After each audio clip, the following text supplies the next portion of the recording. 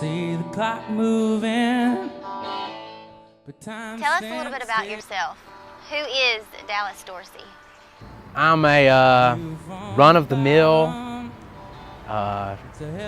musician, I guess I'd call myself, and I've got a day gig. I work for an electrician back in Auburn, and kind of a run-of-the-mill historian. Okay. I think I'll go with that answer. Okay. I feel like I'm leaving some stuff out, but I don't know. Just do a little bit of it all. Tell us where you're born and raised, where your roots are.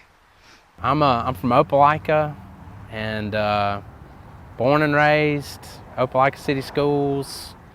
My family's been there for I think I'm the 8th generation. Wow. Of Dorsey to live and walk around Opelika. So don't really want to move. I like it down there, and just don't. I love it. I don't know. I'm kind of biased. I like it down there, and I like Alex City a lot too. It's very similar, but It is. I'm not moving. Okay. I'm not moving anytime soon. So, yeah. Well, tell us about kind of how you got started and why you're passionate about music. My family's very musical, and my granddad played guitar. Really loved, Hank Williams Sr. And so I kind of grew up with him playing acoustic guitar and singing old country songs and things of that nature. And it's just like a regular thing for me. Everybody sang in my family, and especially like around the holidays and things like that. And I just kind of fell into it, and started paying attention to what was on the radio and what my dad was listening to when I was in like 2nd or 3rd grade. And my dad was like, hey, that's Eric Clapton, or that's, I don't know, the Rolling Stones. And I think I kind of pieced it together. Oh, they're playing guitar, and my granddad plays guitar, and then I just ran with it from then, Okay. So loved it. I always have. Which artists have inspired you? Daryl Scott is probably like my favorite songwriter, and he's written songs for like top 40 country artists. Like, I don't know, I'm trying to think. Brad Paisley, I think, has done a couple of his songs, Never Leave Harlan Alive, and then he wrote like a string of hits for like the Dixie Chicks when they were a thing. Yeah. He wrote Long Time Gone for them, but he's my favorite. He's a great singer. Plays multiple instruments, great guitar player. He's probably my favorite songwriter. And then of course, I hate to plug my friend, but Adam Hood's been very inspirational to me. I think he's a great songwriter, and he's really helped me along. Brent Cobb is another one of my favorite songwriters that I listen to. I got a CD in my car right now, and then of course the big ones: George Strait, Rolling Stones, just a handful of legends, of course, that you're like, That's right. of course, everybody likes those guys, Yeah. but try to give the little guys a hand sometimes too. That's right. So, Do you have a song that you're most proud of? And if so, tell us why. I got a song called Don't Call Me. Threw that one right in my wheelhouse. I appreciate you. I got a song called Don't Call Me that I'm really proud of. I guess the cadence of the lyrics I'm real proud of. I know I'm getting in the weeds on the details there, but the storyline is, it's kind of true. It's real life, and I think the melodic structure's really interesting, and yeah, I don't know, I love it. Proud of it. What's that song about? It's about being around, the battle of the sexes, and being around your buddies, it's like when if you really like a girl, you can't act like you really like her, and your buddies will give you, you know, a hard time if you say you want her to call. So, you know, don't call me. I don't want you to call me, but really call me. Yeah. So it's kind of Like you're playing hard to get. playing hard to get, but I really want you to call me, Exactly. but I gotta say don't call me. Right. And don't worry about it. But I really like you, and that whole thing. Are there any themes that you find showing up consistently in your songs? Very egocentric, like it's all about me Okay. when I write songs. So I guess in that sense, that's a pretty consistent theme. I have like branched out and written from a different character.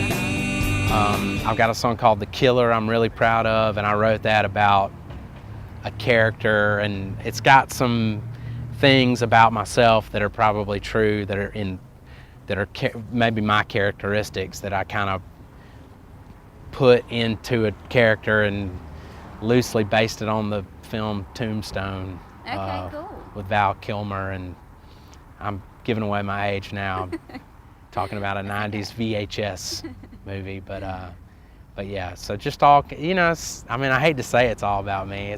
Some of it's not, I guess, but That's pretty good to know consistent. that I think, you know, some of your songs are related to your life, but then also that you know, relate them to a certain character as well. So I think that's cool. I try. It's try to keep it where it's, you know, I think everybody's got a common thread that connects humans, and, you know, regardless of skin color or whatever, you know. Yeah. So it's just kind of trying to relate to people, and Yeah. it's sometimes using a different character, you can say some things that maybe you wouldn't say. Exactly.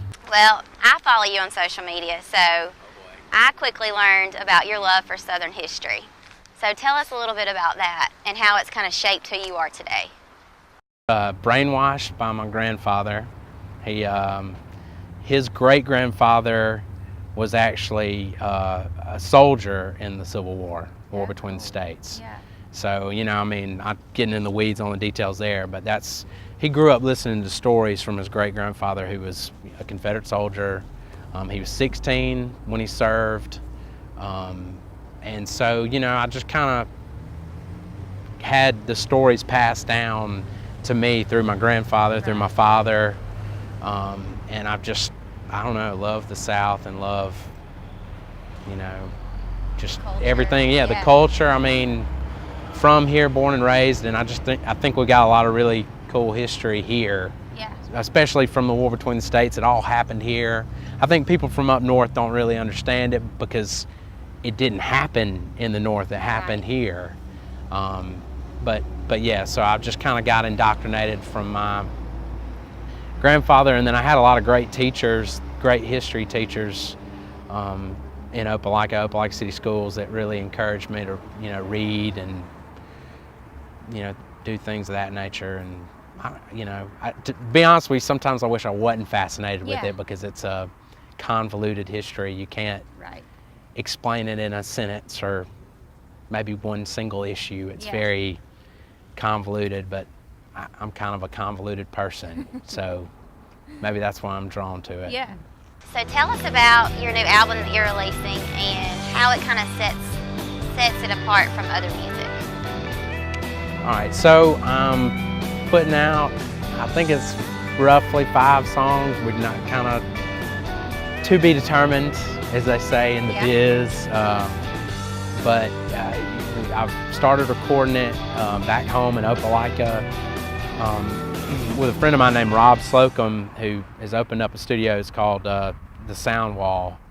And I just feel comfortable there. I'm at home. We made the last record in Birmingham at Old Elegante, and it was great. We had a wonderful experience, but it's just something about being at home it's made me feel a lot more comfortable in the recording and being able to sleep in my own bed. Yeah, And I imagine so.